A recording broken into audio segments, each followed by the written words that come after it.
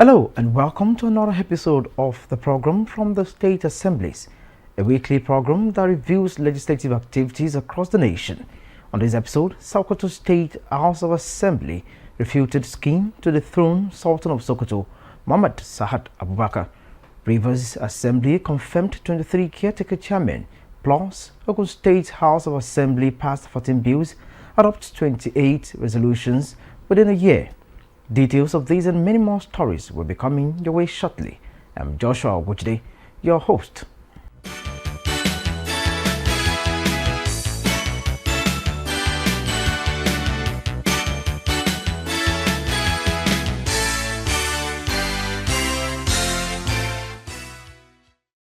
Welcome back. We kick off from the northwest, where the Sokoto State House of Assembly said it only received a bill that seeks the appointment of district heads, village heads, and members of the Sultanate Council. Having resumed from its 32 days recess, lawmakers maintained that no right-thinking person would contemplate the dethronement of the Sultan of Sokoto, Muhammad Sa'ad Abubakar. Legislative correspondent Nuruddin Adili has more on the development. Recently, there were reports, particularly on the social media, that Sokoto State government has sent a bill that will reduce some powers of the Sultanate Council and dethrone the Sultan of Sokoto. While debunking the rumor, the Sokoto State House of Assembly, in its plenary, explained that the general public, NGOs, and stakeholders will be invited to contribute during the public hearing on the bill before it is passed by the Assembly. Members wondered why the bill attracted negative comment, while it is only about the appointment of district heads, village heads, and members of the Sultanate Council, which has no connection with the dethronement of the Sultan, who has high regard in the state and country at large. This is not the first time that the House is amending the bill, as it was amended during the first tenure of former Governor Attahiru Dalhatu Bafra and that of Aliyu Magatakarda Wamoko in 2008. Since the inception of this administration, you are aware, you can see all the communications and everything that is being done by this government is being done under the advice of His Eminence the Sultan. So why should this government dethrone His Eminence the Sultan of Sokoto? What has he done? Has there been any query issued to him? Has there been any other negative information that is being is going around between the government and the Sultanate Council? There is nothing like that. Similarly, the three executive bills have passed first and second reading on the floor of the House. The first bill is on the amendment of Sokoto State Local Government Law 2018 that adds 1 year to tenure of local government council from 2 years to 3 years. The second bill is for a law to repeal Sokoto State Prohibition of Discrimination Against Persons with Disability Law number 1 of the 2021 and enact the Prohibition of Discrimination Against Persons with Disability and for matter connected to that. While the third bill is for a law to repeal Sokoto State Tenancy Control and Safety of Person Commission Law number 16 of the 2019 and provide for the establishment of Sokoto State Tenancy Control and Safety of Person Agency and for matters connected therewith. After the legislative process, the Deputy Speaker, who presided over the sitting, announced the House unanimous resolve to forward the bill to relevant committees for scrutiny, each committee giving 10 days to report back to the House.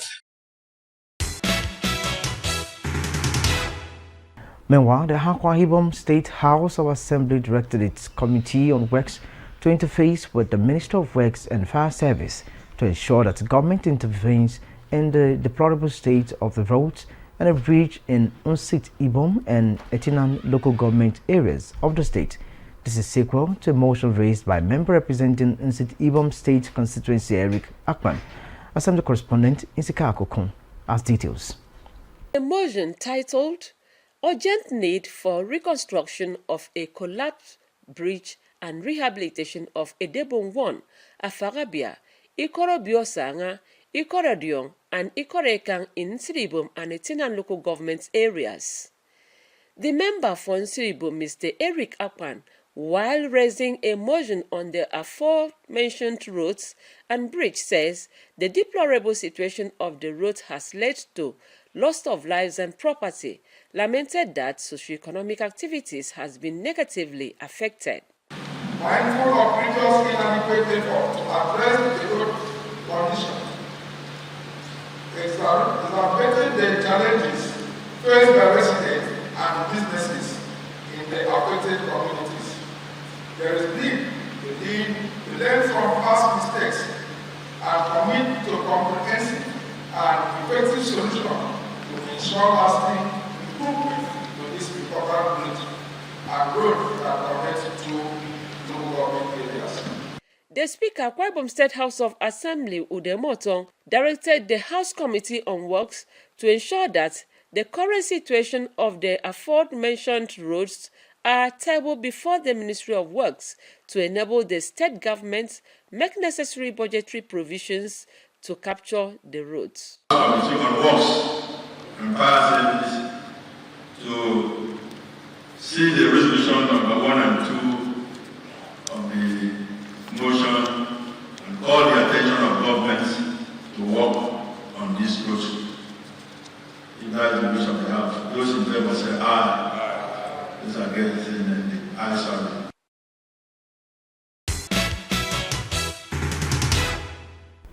Earlier, the Akwa Ibom State House of Assembly in the week under review resolved to partner the Association of Nigerian Private Medical Practitioners in Akwa Ibom State for effective healthcare delivery in the state. This resonated at a meeting of the Chairman, House Committee on Health with the Association of Private Medical Practitioners at the Assembly Complex, Uyo. Assembly correspondent Mr. Kakokon again filed the report. The meeting is sequel to a motion on the bad attitude and poor handling of patients in some private hospitals in the state. The chairman of the House Committee on Health and member representing Ibom State constituency, Moses Essien, while raising concern about the standard of hospital facilities, competence of their workforce, attitude of staff towards patients, activities of quacks, says that the healthcare of Akwa Ibom people is their major concern and hospital owners should rise to their responsibilities. He, however, assured the Association of the 8 Assemblies' readiness to make relevant laws that would find solution to some of the challenges in the hospitals. As private medical practitioners, let us collectively join hands to support the present administration in its quest to promote the health sector of Akwa Ibom State, and not to, having gotten the necessary training, they will leave the country for better remunerations. If we continue to do like this, how do we develop our health sector? We must try the best we can to put our hands in our share and say, let us build our own health sector.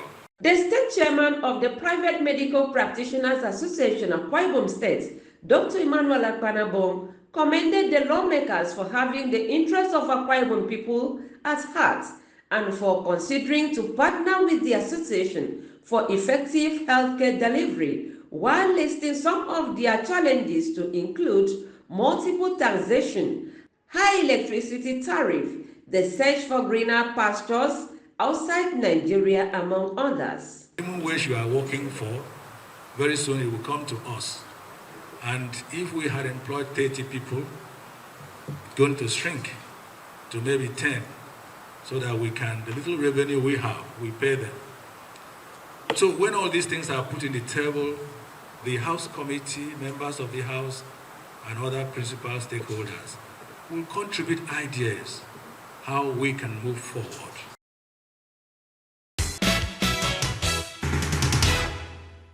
Still from the South, the Rivers State House of Assembly screened and confirmed 23 chairmen and members to serve as interim management team in the 23 local government areas of the state. This is sequel to a correspondence from the governor to the Assembly to screen and confirm the nominees. Nkirun Oyejesi takes it from here. Speaker Victor Okojombo, reading the correspondence, noted that it became necessary to screen and confirm some persons to take over the affairs of the local government councils at the expiration of the tenure of the former chairman on 17 June 2024. The Constitution of our law provides for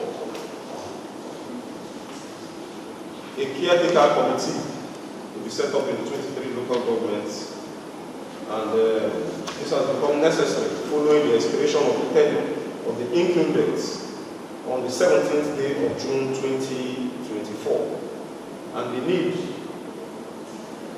not to have a vacuum in the effective administration of the local government's council. The designated chairmen are Otonye Briggs, Akutoro Local Government Area, Dr. Darlington Oji, Ikwere Local Government Area, Chijoke Ihunwo for Obiakpo Local Government Area, while Okereka Local Government Area has Princess Ibiene Ogan as its chairman. Others are Eyinda Kokigam, Opobonkoro Local Government Area, Gogo Philip Oyibo, and Matthew Dike for Tai Local Government Area, among others. Leader of the House, Sokari Goodboy Sokari, maintained that there is no vacuum in governance and that the nominees have been making contributions to the peace and development of the state. The powers of this association is in that sense. Though we have former members here who will take it back, and the rest are former members, so I don't think they should be afforded that privilege. Deputy Speaker Adolphus Timothy also added his voice. They are men and women of impeccable character, and they have paid the utmost price to ensure that Rivers State and the government of Rivers State move forward. Mr. Speaker, I want to plead with my colleague, if we allow them to bow and move. The Constitution of the House Standing Committee, which was the second item on the order of the paper for the day, was moved to another legislative day.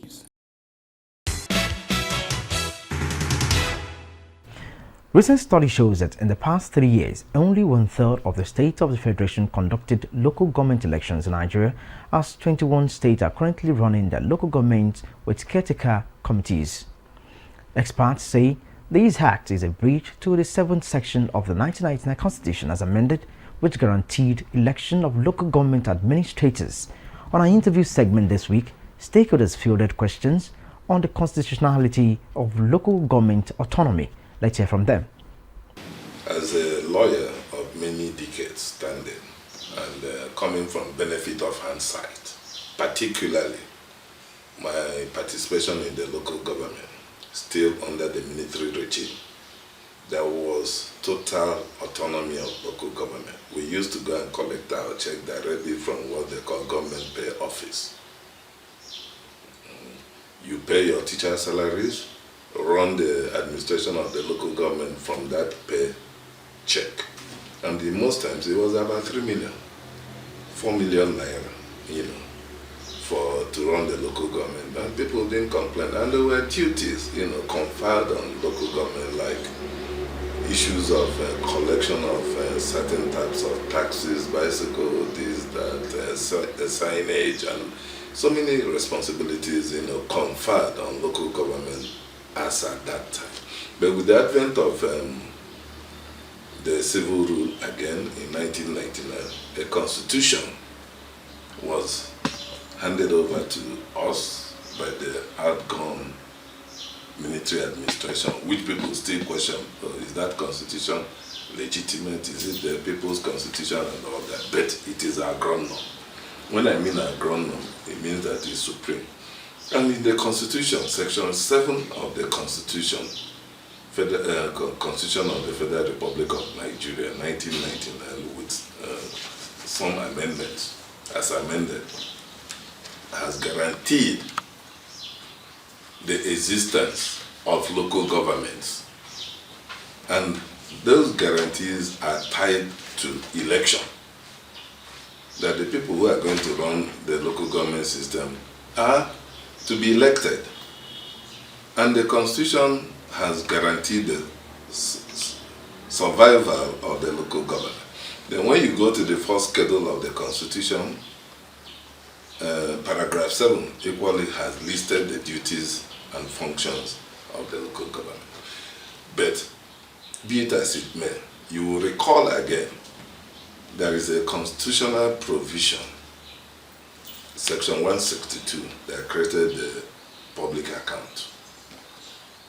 No, federation account. And then there was a Supreme Court decision in 2002 arising from the suit in Supreme Court over resource control. And the Supreme Court said the three tiers of government are the owners of the federation account. And they removed all other, beneficiaries that existed due to the 1982 Revenue Act. So, by that, what I want to explain is that there are only three beneficiaries of the federation account: federal, state, and local government. And the intent of the Constitution is to make sure that monies coming from the federation account gets to the local government.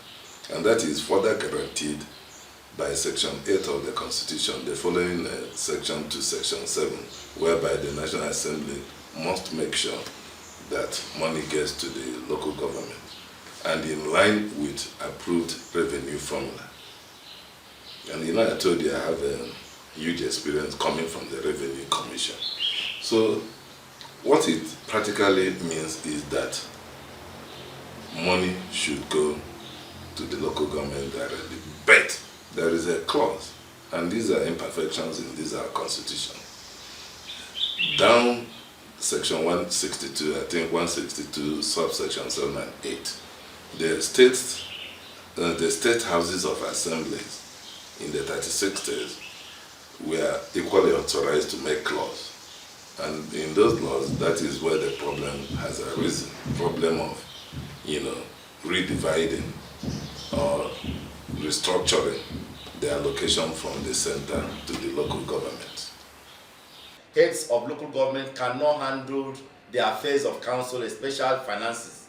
And that brought about this issue of joint account between that of the local government and the states, where money will first go to the state before it is given to local government to carry out. Where checkmating, according to what they said, is being checkmate to ensure that funds are given to where it's supposed to be given. But let me also say, the same Nigerians that are running state government affairs, the same Nigerians that are running federal government affairs, are the same Nigerians running that of the local government. Now, we are all aware that in most cases, EFCC arrests persons both in the states, in the local government, and in the federal.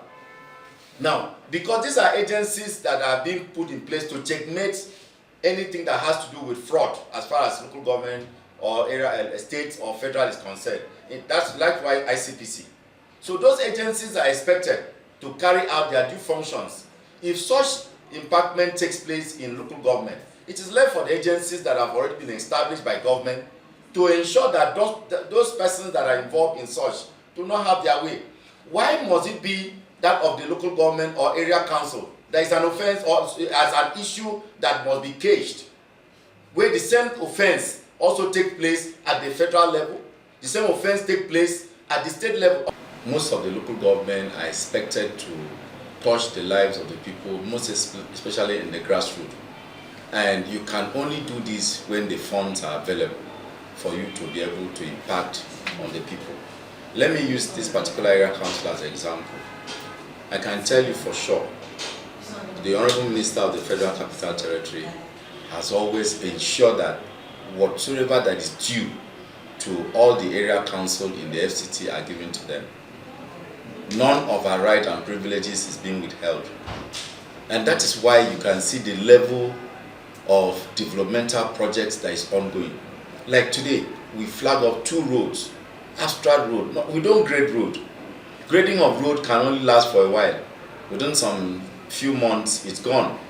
As I speak with you, some few weeks from now, we'll be commissioning not less than 18 projects that have been completed, road abstracted road. And this is courtesy of the fact that every dime that is due to area council is being given to them by the Minister of the Federal Capital Territory. That has given us the opportunity to be able to satisfy Nigerians residing in Abuja Municipal Area Council. Likewise, the other 5 area council. Because it is only when you have the fund, you can be able to execute this project we are talking about. You are the one, like for example, we have the legislative arm who passes our budget.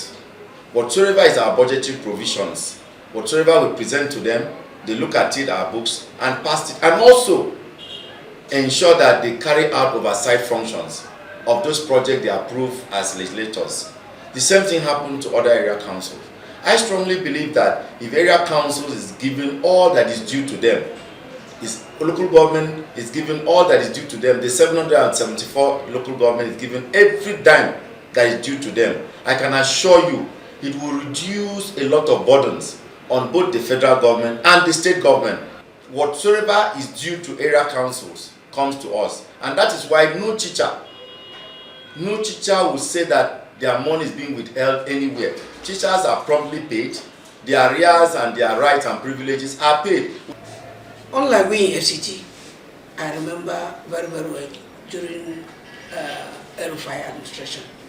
He was the one that bring out this speech for us to see that we are semi-autonomous in FCT.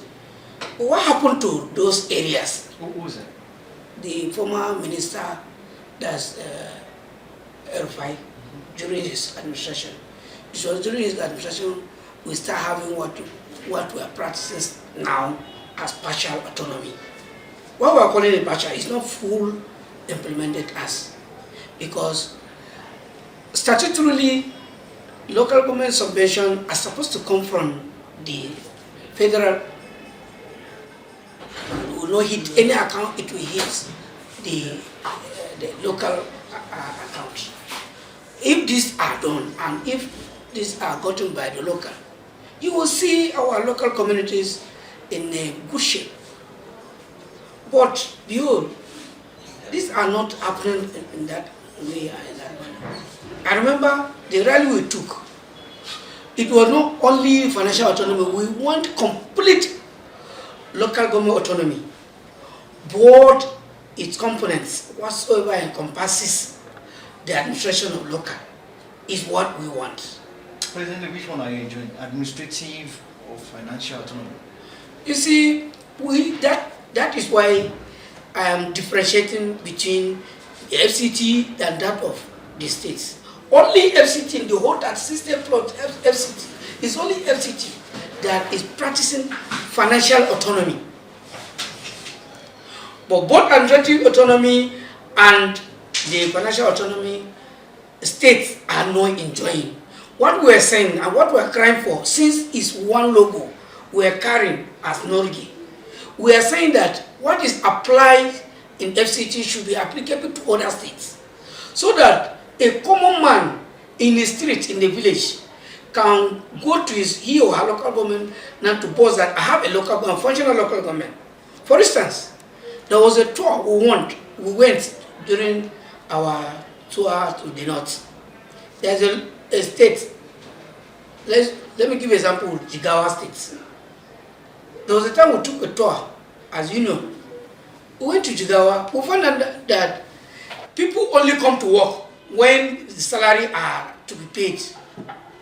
Why? Because even if they go to office, there will not be a functionable local government system. Example again in FCT. If you check around in AMAC, you will see a differential in administrative making in the whole of FCT. You see that you have a functional local government in AMAC.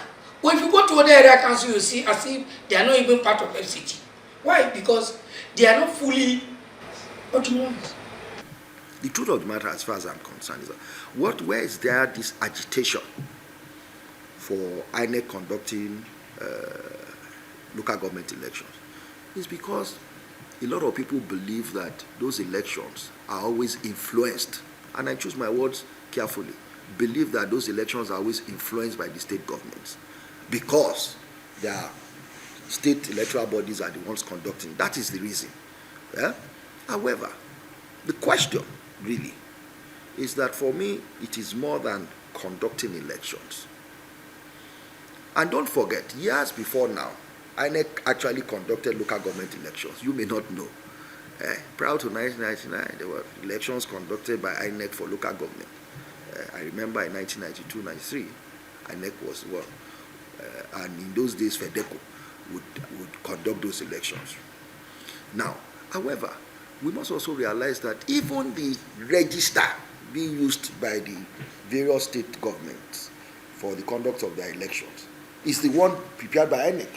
You may not know. So there's already that. So you ask yourself, is the proper conduct of the elections? Like I said, if people didn't think that elections were being manipulated at that level, there will be no agitation for INEC. The question, therefore, is that if INEC then starts to conduct those elections, would those things that we complain about, would they stop? I think really that is the question. Now, do I think they will stop? I'm not sure. However, if it will give some level of confidence to participants in elections, both the candidates and the people that vote for them, if they believe that, look, INEC conducting elections will have more confidence in the outcome, so be it. Because for me, the voice of the people is the voice of God. So if the majority believe that, look, we want this is what we think will give us confidence in the process, and then so be it. At the end of the day, we all pray for free and fair elections where the will of the majority would prevail and the minority will have their say. So I don't have a problem in as long as it gives confidence to the process. You're watching the program from the State Assemblies, where we highlight the legislative activities of the 36 State Assemblies of the Federation. We'll now go on a short break. The program from the State Assemblies returns shortly with more stories. Information is power. Everyone wants power. So feel powerful with the NTA News mobile app, the one-stop information center. Real news at your fingertip. Be the first to report by uploading first-hand information on the U-Report link, and be the first to know by simply clicking on any of the links on the sidebar for headlines, domestic and foreign news, economy, security, politics, sports, and more.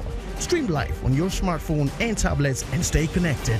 It's pretty easy. Simply download NTA News app from your Google Play Store and you're good to go. NTA News mobile app, your access to real-time information. Welcome back and thanks for staying with us. Moving on to the Southwest. The Ogun State House of Assembly in the week under review affirmed that it has passed no fewer than 14 bills, out of which 7 have been assented to by Governor Abuja, while over 24 resolutions were adopted for socio-economic development of the state. Speaker Oludaisi Elemide, who disclosed this at plenary, urged residents of the state to expect more people-oriented legislations and facilitation of projects with direct and positive impact on their lives in the coming months. Parliamentary correspondent Yemi Dalima completes the report. The lawmakers, spouses, and former speakers of the House who converge on the hallowed chamber appraised the performance of the Assembly in the last one legislative year, speaking glowingly on the impact of the 10th Assembly on the socio-economic development of the state. The lawmakers unanimously commended Governor Dapo Abiodun for non-interference in their legislative oversight and creating an enabling environment for them to perform their duties. Collectively, as a House, we have achieved remarkable milestones, including passing 14 bills, 7 of which are still under processing. This Assembly has passed well over 28 resolutions, quality resolutions that have direct bearing on fantastic legislative framework, good governance, efficiency, service delivery, and accountability. I want to extend my profound gratitude to His Excellency Minister Abiodun for his less or non-interference in the activities of this chamber, especially when there was a turbulence. The Speaker Oludaisi Elemide explained that each of the bills passed during the legislative year touches on the day-to-day running of government in the state and commended the governor for his efforts in turning around the fortunes of the state for better, while also imploring his colleagues to work collectively for the overall success of the current administration in the state. We started working relentlessly to meet the yearnings and aspirations of the people of our state through various bills, resolutions, and community engagement, as well as other intervention programs to make life better for the people of our dear state. He thereafter led the lawmakers to visit the state governor, Dapo Abiodun, who allocated farmlands to the 26 members of the State House of Assembly as part of efforts aimed at ensuring food security and in support of the initiative for agricultural revolution of the federal government. We must cooperate and support one another.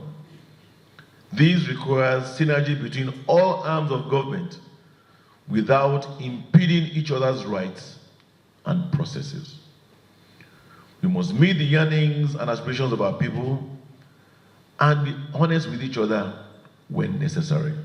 The governor lauded the lawmakers for their commitment to the principles of democracy, good governance, and the welfare of the citizens.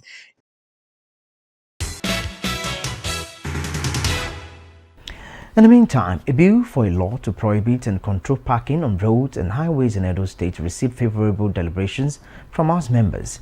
The bill, which scaled second reading, seeks to regulate traffic and give legal backing to the prosecution of perpetrators of illegal parking in the state. Obey Aprisai has details of these and other state legislative matters. A report. The majority leader who kicked off the debate on the bill for a law for the prohibition and control of parking on roads and highways in Edo State says it has become pertinent to reduce the lawlessness of parking indiscriminately, especially in Benin Metropolis, which has over the years caused avoidable accidents and loss of valuable man-hour. Edo State government have expended so much resources in the development of parks, motor parks, and regulation of highways. As a result of which, Mr. Speaker, there is a need to have a clear-cut regulatory system. The Speaker, while referring the bill to the Committee on Transport, expressed his displeasure with owners of refuse trucks that are abandoned on roads for days, thereby constituting environmental hazards. When you are traveling along our express, you see the way trucks, they will break down the road. They will be there for 10 days.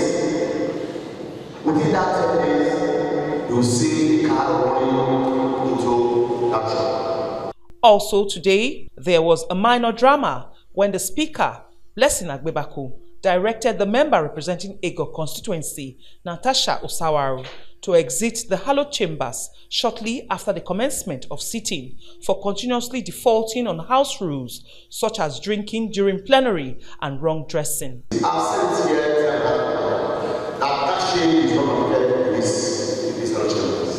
It's not been accepted, it's these rules. A point of order was raised against her by the member representing Ikubaka, Nicholas Asonse. This hallowed chamber is a sacred home. We will not continue to accept anybody to bring into the street. Also, members of a non-governmental organization, Smile Africa Initiative, are seeking the support of the House in their campaign against the use of illicit drugs, especially among youths.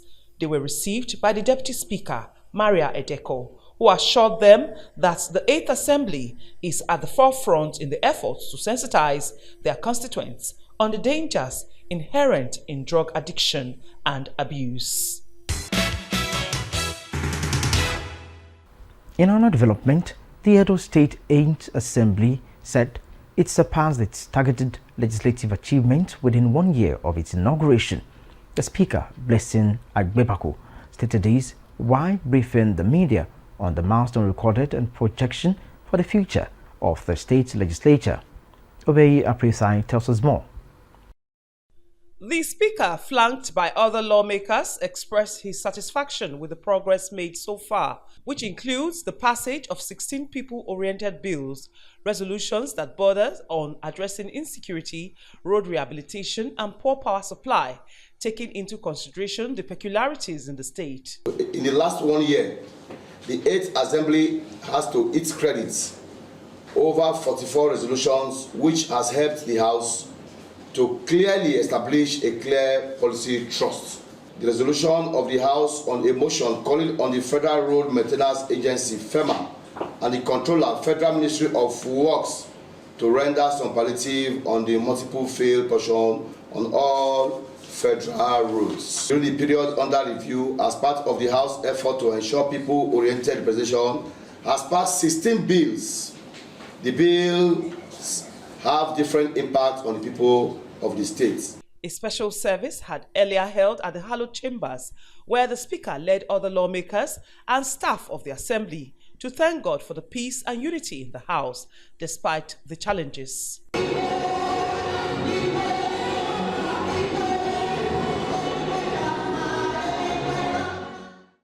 24 lawmakers were inaugurated on the 16th of June 2023 as the 8th Assembly. However, following the suspension of 3 lawmakers, the 8th Assembly now consists of 21 lawmakers.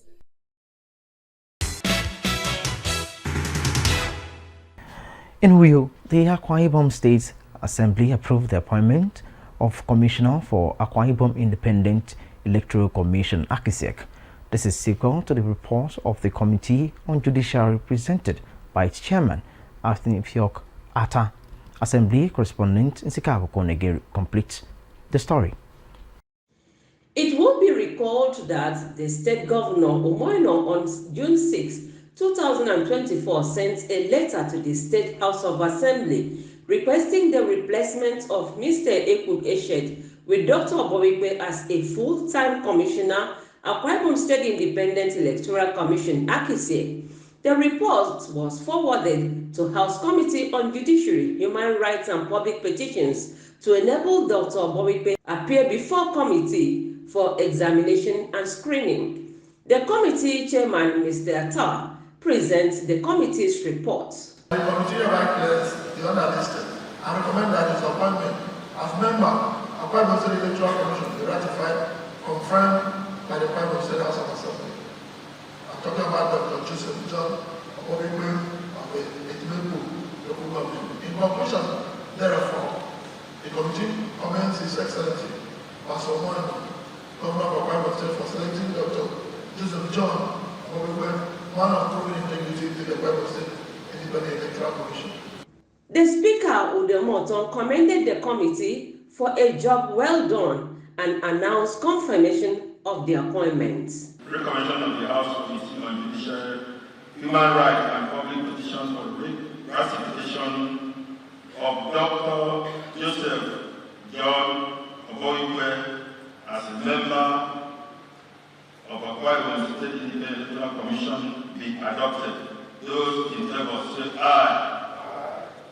Those against say nay. Ayes have it. Accordingly, the appointment of Dr. Joseph John Obowikwe as a member of the State Independent Electoral Commission is hereby confirmed. Meanwhile, the House has passed a resolution calling on the State Governor Moino to direct the State Labour Committee to provide toilet facility and water in public schools without these basic amenities. The resolution followed a motion presented by member representing Oran State constituency, Ito Reta. Urge the Education Monitoring Committee to, as a matter of urgency, inspect our public schools and identify the ones without toilets and water. Urge the State Government, Excellency Pastor Moino, to direct the State Labour Committee to provide toilets and water to the schools identified as not having either of them. The Speaker, Akwa Ibom State House of Assembly, Udemoton, comments. We've heard the motion, I therefore refer this motion to House Committee on Education to do the oversight and make sure things are done properly and report to this House in 1 month. Those in favor say aye. Aye. Those against say nay. Aye, sir.